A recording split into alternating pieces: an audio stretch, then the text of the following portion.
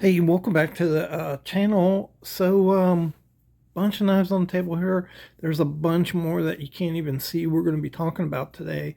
But, we talk about patterns of knives, the design of the knives a lot in the traditional knife community. And there's about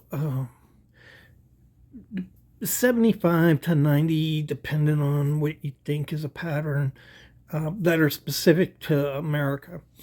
And many, many more, like 10,000 if you look at patterns throughout the world. And what I wanted to do today is look at knife blades. So we don't talk about those a whole lot, and I'm not going to talk about them a lot in the upcoming video.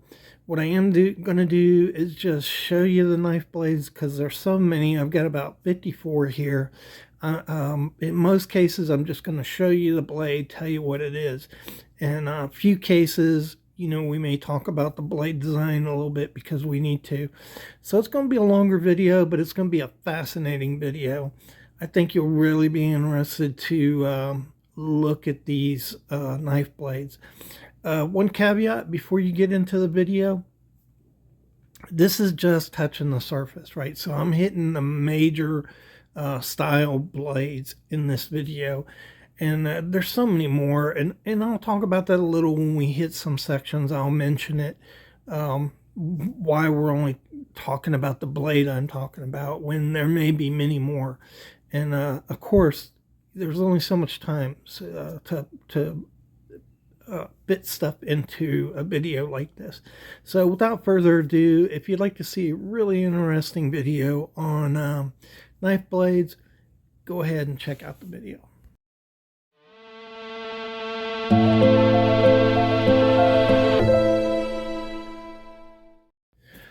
All right, welcome back to the Fortified Castle. Hi, all my viewers.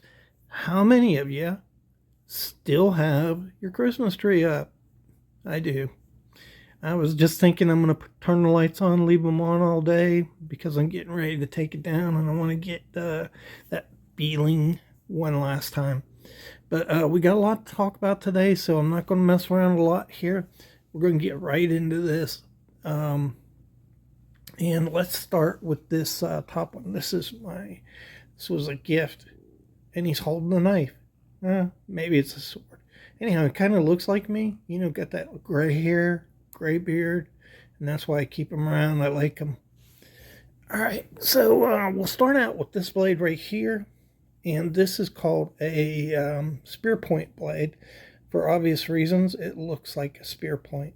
Most of the time, it's only sharpened on one side, and sometimes you can get a swedge on the top there. Spear point blade. Next up is the Persian blade. Now, Persian blade is a trailing tip blade, and so the edge just sweeps up, sweeping edge blade. But Persians are defined by where this tip ends up.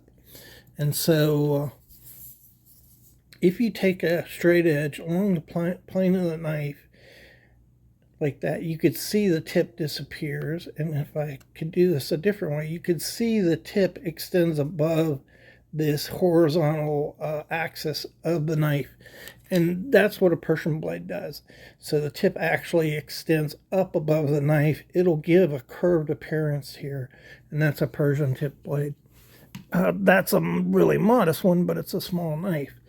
This is a Turkish clip, and a very rare type of knife to find. Blade to find on vintage knives, also on new knives. This is a true Turkish clip. You see a lot that kind of look like this, but are not Turkish clips. It is a blade that maintains, the edge maintains the same parallel as the spine of the knife up to about right here, and then it widens out and then comes up in a trailing tip. So it's actually coming in like a recurve here. And that's what's different about a Turkish clip. You could kind of see it right there. It looks kind of like a recurve. A lot of these knives come up like this and come down, and they call them Turkish clips, but they're just flat along the edge. A true Turkish clip is not flat along the edge of the knife.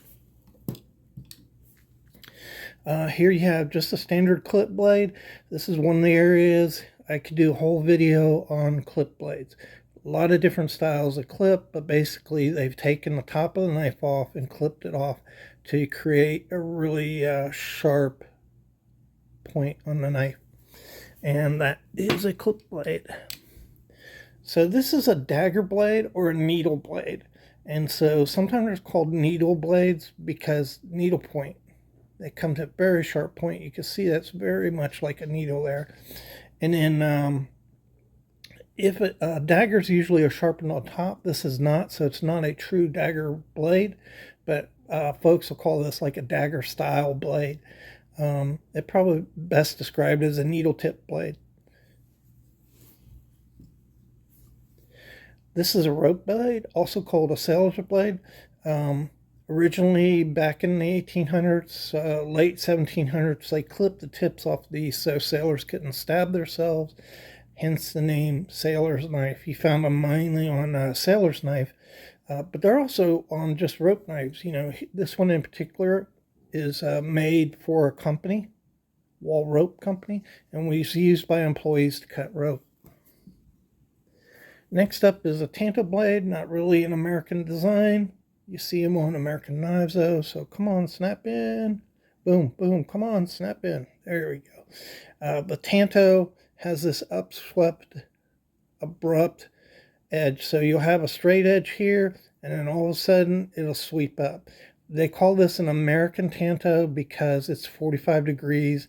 And the original tanto design from Japan, come on, I'm sorry, this will not focus. The original tanto design was rounded. It rounds up. But really what defines the tanto is this geometry. So you can see the blade sweeps down here in a cut on either side. You see that? And that's what really defines a tanto. And that presents a really thick, strong edge, which makes the tanto such a fantastic stabbing blade. And that's the main difference. Just because an edge looks like this doesn't make it a tanto. Sometimes they're just full flat grinds and they just cut off the knife and come up like this. So this is a typical geometry of a tanto blade. This is a weird blade that came out, I think, about 10 years ago. I don't think it has a name. And it's kind of like a mix between a sheep's foot and a sheep's foot. It's kind of, I call it a modified sheep's foot. Sheep's foot blade would have a straight edge all the way across, and you would have this sweeping edge coming down. We'll look at that in a minute. But this is a very unusual blade. It has a really, really pointy, and that changes like a traditional sheep's foot is just flat all the way down to the edge of the blade on the bottom. And so this gives you a lot of utility on this blade. That is an American design. This is just an upswept blade. Usually that's what this is called. You can see kind of looks like the Persian. The difference is, once again, if we get right on that geometry right there, you see the blade doesn't pass its original horizontal position, right? And that's the difference between just an upswept blade and a Persian blade. This is a blade not really American, but I'll include it because it's different. And this is a karambit style blade. They're curved. They've been described as claws or talons or karambit blade. And it has a really nice curve to it. And this was I believe it was a Filipino martial arts blade initially, is where this came from. I'm pretty sure. This is a one-arm man's razor. They often call these razor blades when you see them like this, and so they're not sharp here. You can see that on the port. You can place this on the edge of something when the blade is there, on a belt, on a table, whatever. Press up and it'll open the blade. They tend to be flat along here with a slight sweep up to a point, so you get a little point on this. And it's not really a razor blade, and so I'll show you that. So this is a true razor blade, and there are about 5 different varieties of tips on these razor blades. But razor blades were hollow ground to an exceptional fine edge, and so very little metal behind the edge to make them sharp enough to shave. And I'll just show you on this one. You can see the different edge on this one right here. So they came in, like I said, about 5 different edges, subject for another video, but it's not, those aren't true. These are one-arm blades, not really razor blades, although we often call them razor blades. This is also new. I don't think this is American. This is an Italian knife, and you have kind of a leaf style blade here, which is Mediterranean, but the difference is canted down at a 45-degree angle, and this is very reminiscent of the kukri, and so they call these kukri blades. That's what you would call this blade right here. Really nice EDC blade, by the way. Really like this knife. This is a hawkbill pruning blade, straight on top. It curves over like a sheep's foot, comes all the way down to a point here, and this comes around and sharpens to a point. That is a hawkbill pruning blade. This is a peach pruner. The main difference is that you'll notice the edge of this knife maintains its parallel with the blade all the way down to the point, and at the point it sweeps down like a sheep's foot. It's not as acute, doesn't come all the way down like a hawkbill. These are called peach pruner blades. These blades that I'm showing you represent a family of knives called horticultural knives, and there's so many different horticultural blades and agricultural blades. Again, you just can't show them all. They have to be shown separately in another video, but those are examples of that. All right, next up, this is a spade blade. So the spade blade is kind of like a spear point that one side goes a little bit longer, and then you have a little clip right here that comes down to a point. It's not sharp. This is not sharp, and they were designed to be able to castrate small animals without poking them, other than cutting their nuts off. The spade blade was also used in a lot of different functions, and so it just kind of depends on the knife that it's on, whether it's a spade blade or whether it's something else. A good example of that is when you put it on a trapper, it becomes a skinning blade. This is a lamb's foot. There's a lot of confusion about these, but the defining feature of a lamb's foot, if you look right here, the spine of the knife, the edge is straight, the spine of the knife is fat on one end and narrows down until it gets to the transition point. And here it transitions down at a sharp 45-degree angle to create a point right there. And that's a lamb's foot. The main difference being a sheep's foot, the spine of the blade and the edge parallel each other up to that transition point. And we'll see that in a minute here. So this is a true sheep's foot. You can see how they're the same with all the way down to the transition point, and then you have a gentle curve down to a point at the bottom here.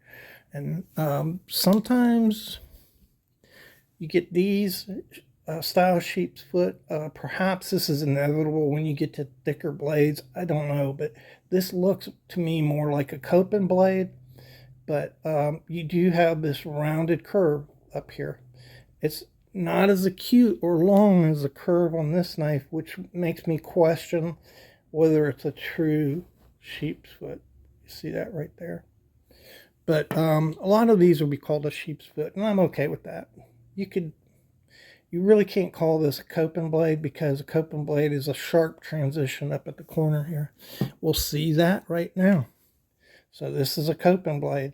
You can see the difference, right? It's a very sharp 45-degree angle. There is no rounding in the transition. A coping blade is usually a smaller blade like this, found on knives. You don't usually see coping blades on a bigger knife or a bigger blade.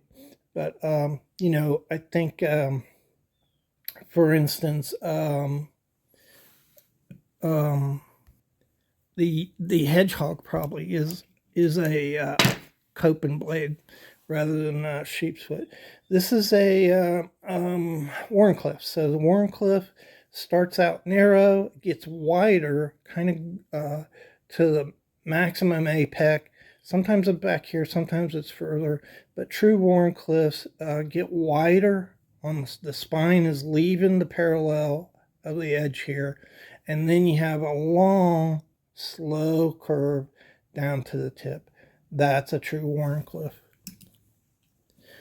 This is just an example of a Skinner type blade. It's a generic term.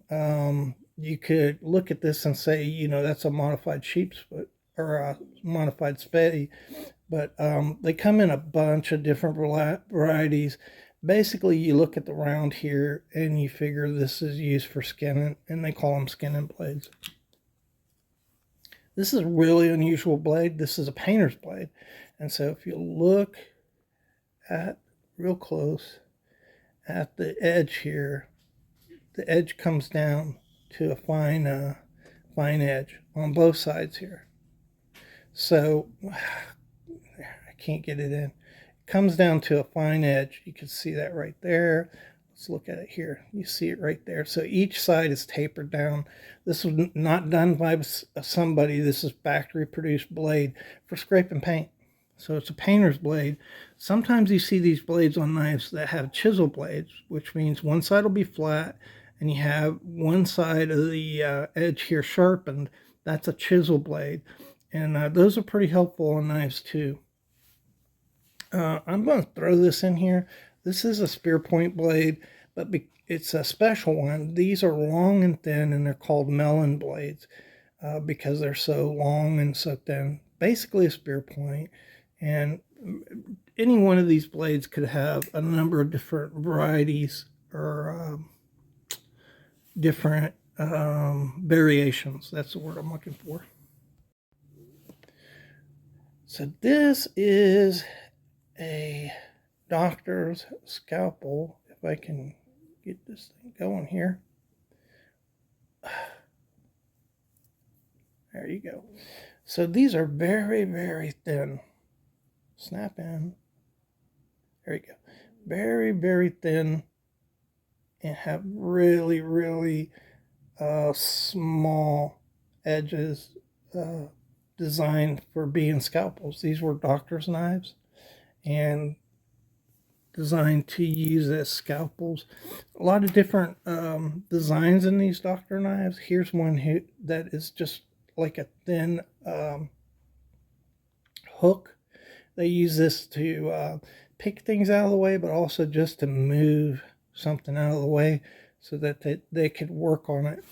And a lot of different designs to these, but they're all characterized by one thing, and that is, oh, I got the lock on here. They're all characterized by, okay, open up. There we go. I was pushing on it. So here you can see you have pretty good size to the blade, and it narrows down to this little portion, which is very thin, very, very sharp. This was used to cut along an axis like this, maybe to shave something off during surgery. But anyhow, surgical blades, very small, very, very sharp because they were so tiny. This is a blade here. It's called a mushroom blade. Another horticultural type blade. Has a large crescent edge here. You just put it underneath the stem of the mushroom and pop it, and you got it right there. I'll show you this as long as we have it. Sometimes you find these blades in, it's a ruler blade, and sometimes you find these on really old knives.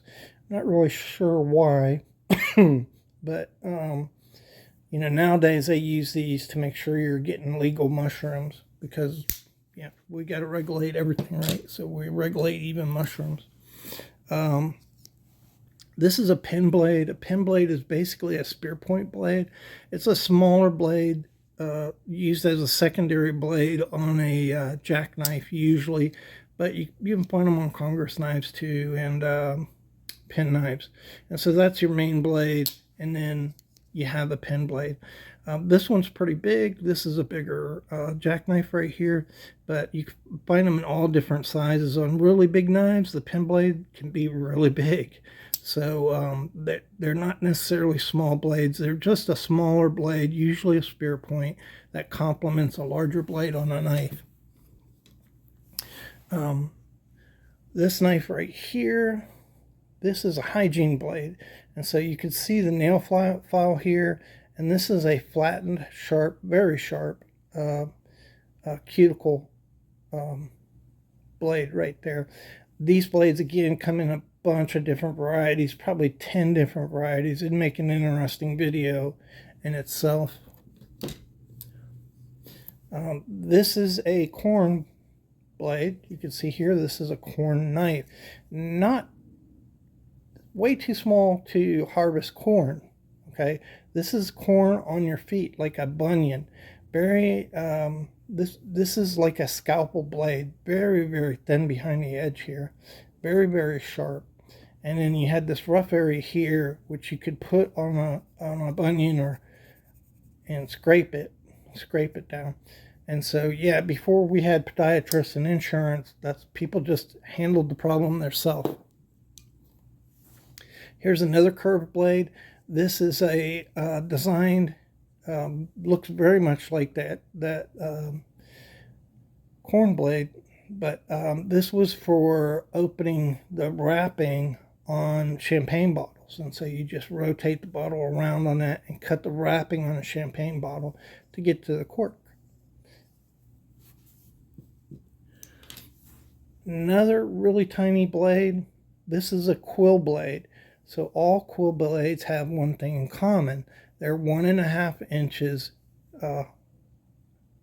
in length. All quill blades are that.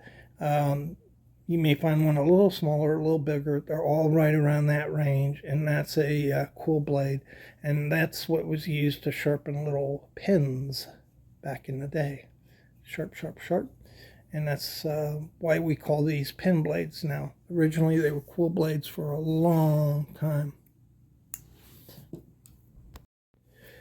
All right, so now we're going to get to a controversial part of the video.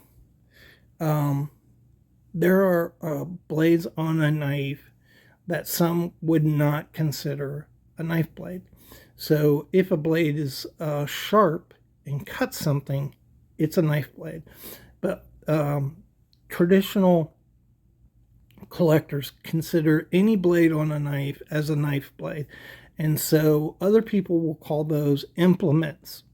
And so that's the controversy about this. I consider anything on a knife that has something that has a knife blade, a knife blade. It's on a knife. But other people would call them implements. They're not true knife blades. So just bear that in mind as we get going here. So this is for woodworking, and you have a blade here which is sharp, so this would definitely be called a knife blade, but it's for scooping and scalloping spoons and stuff. And 6 different blades on this, all sharp, to help you in whittling and making things. Pretty cool little knife. Interesting thing about this, for every blade there's a separate back spring. So there are 6 back springs on this knife, and yet it's pretty workable. You know, it doesn't feel clunky or big in your hand. That's pretty cool. Next up is this another type of sailor's knife, and you have a marlin spike on the knife. Pretty cool. I always found this fascinating that the spike was on a knife. You can actually use these to puncture leather too, to be a leather punch. But marlin spike, these were called yacht knives. If they lock, they're rigging knives. If they don't lock, they're yacht knives. Another one up, you have a horseman's knife here. So this right here is on the knife. It's not sharp. It's considered a blade. It's called a hoof pick blade. And this used to clean the hoof picks out. Really cool about these things is this little divot here is on purpose. And these little things are rough. They're little sharp. They just drove into these, punched into the blade and created these sharp little tangs there. And would come over, you put a nut in there, come over, and it would crack the nut open. So there, it's a little nut cracker. This is a really rare blade right here. If you find one of these, just buy it. Okay, hold on. Okay, so this is an arbor bit, and so these are just like what we would use today, a drill bit. But these were arbor bits, and they used them to poke holes and create holes and things. You could create it in wood, pretty much anything. And you don't see them much on knives, and if you can find one, it's worth getting a hold of that knife. And then you have, let's take a look at this. You have a leather punch. Now, sometimes these are called awls. And to show you up in the picture what an awl is more like a needle. I used it in carpentry. And these are not really awls. I would consider them, I think they're all leather punches, right? An awl is just like a needle type blade on it. But you can see this has got, you know, really interesting triangle geometry to it. And really sharp here. So this knife dates to the 1880s probably. Early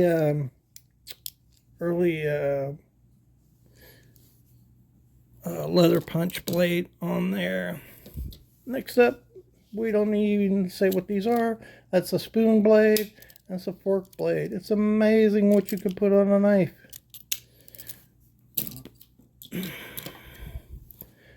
Here is a pick blade, and so this is on a fruit knife. And they used these to pick out the seeds of what they were eating. And these were mainly used, these knives were mainly used to cut fruit. And ladies used to carry these knives. Really big for over 100 years. Very fashionable. But these come in different styles too. But basically that's what that is when you see it. It's a fruit pick. Here's another one. This is a tailor-made knife, pretty cool. Scissors, right? Scissors blade. They were putting these on for a really long time, back in the 1840s. They were putting them on knives.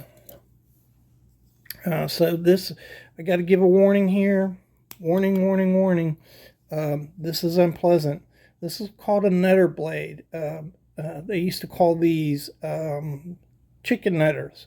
And that's what they would use this blade for. Cut chicken nuts off. Whoa, that's upsetting, isn't it? Oh, goodness gracious.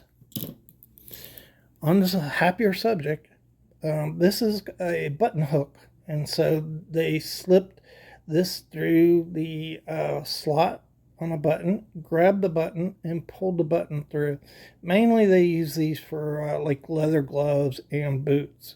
Leather boots, because it was really hard to get the button through on these leather objects. They created this blade, which was basically a little hook. Pretty cool. And it's on, this is a little lady's knife, really old knife from 1910. Smoker's knife. So what we're going to show here is this right here. And so this is a spike blade, and it's very thin. And almost like a needle. Comes down to a needle edge here. You can see that right there. It comes down to a needle edge. This was used, this is really thick, and so it was used to clean out the channel and pipes. Clean them out like that. You'd stick them in the end, and clean out all that carbon from a pipe. My dad used to do that. He smoked pipes. And also, you stuck them into the end of a cigar and pressed in like that to create an air channel for the cigar. Those type blades exist on sportsman's knives too. They were actually used to clean out the little channels for the black powder rifles, and so not all of those are used on cigars or smokers. This is a famous electrician's blade. You get a flat end for turning a regular screw, little finger hole, and this side right here for stripping out wire. And later on, they moved these holes up to the front, and those were called TL29s, a major modification of the electrician's blade. I still find these today. Okay, I went from really sharp blades to implement style blades, and I forgot to show you one. This is the Hergami.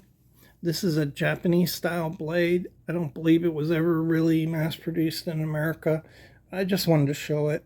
And you can see it has unusual geometry where the spine and the edge parallel each other in a curve up, and then you have a sharp 45-degree drop. It is smooth there, and it comes to a point. Traditional Japanese pocket knife, a Hergami blade. And let's get on to the implements. Okay, so you got your can opener, screwdriver, and wire cutter blade. It's been around since the 1890s. Can opener blades, same thing, been around since the 1890s. These are Victorinoxes, and so they're multiple use blades. You get a little tab here to use to open a knife. What was the other blade I wanted to show you on here? Very important, very unusual. We're showing you unusual blades. I got to find how to open it up. Here it is. Sorry for the delay. Okay. A fish scaler blade. So these blades were on knives like this, but you can also find them on just jackknives, and those are called fish knives when we find them on jackknives. This rough edge here was to scale fish, and then this little indent right here was to get on the hook and pull the hook out of the mouth. These really work, by the way, fantastically. It's a great invention. It works great when you're trying to get a hook out of a fish's mouth and you don't want to hurt them. They put these scales on here, because of size limits on fishes. So yeah, what else did I don't think I want to, oh, you got a Phillips head screwdriver bit on that knife. Let's see, on this knife, I wanted to show you this. This is called a parcel hook blade. It kind of looks like that button hook, but this is not sharpened here, and I don't think these things work really well. I've watched videos where guys say, "Oh, it's great! I love my parcel hook blade," but I've tried to use this on a couple different packages, and I ended up using my other blades to open it up. Because I don't know, that's just my experience, but I probably don't know how to use this properly. But anyhow, parcel hook blade, and then your can opener, or I'm sorry, your corkscrew blade right there. Another unusual blade. So this is a hold on, raised blade. I had to think about it. So it comes narrows and comes to really sharp. These are really sharp right there. So what this was used for was to make marks in wood, and when they were bigger they were used on trees. This one's smaller. It was probably a carpenter's raise. I was in remodeling a couple years, and I've been in homes up along the coast in the east, But also in Georgia here, I found homes when I went up into the roof where the supports were rough hewn, meaning they weren't processed in a sawmill. These were hand cut logs, and they had these raised marks in them. And so they would mark them so you knew where the piece of wood went. And this is probably a ship's rights raise. So same thing when you're building a ship, a lot of different pieces. They used to mark them. Pretty cool little blade on a knife. We would be remiss if we didn't show the spatula blade from a doctor's knife. And so they basically use these. They could use them as a spatula, but they basically use these. They had a little cut in them, and you poured pills out, and then you could separate the pills, and then you used the flat end of the knife to crush the pills, to put it in powder form and put it in a drink that somebody could drink easily. Here's another reason why I can't include everything. This is a shotgun choke blade. And these things were actually on knives in the 1800s too. And there's a lot of different type of blades like this that you find that are unique. Some blades were used on cars. You know, whatever they needed an implement to work on. This is looks like a chisel blade. It is not. This blade was used to help take down a Mauser rifle, and here you see it on a little sack knife here, which this is a sportsman's knife. A sack knife is a sportsman's knife, and so yeah, that has a little. This is from the 1800s, guys. So this is really cool, and yeah. All right. I'm going to just show you this.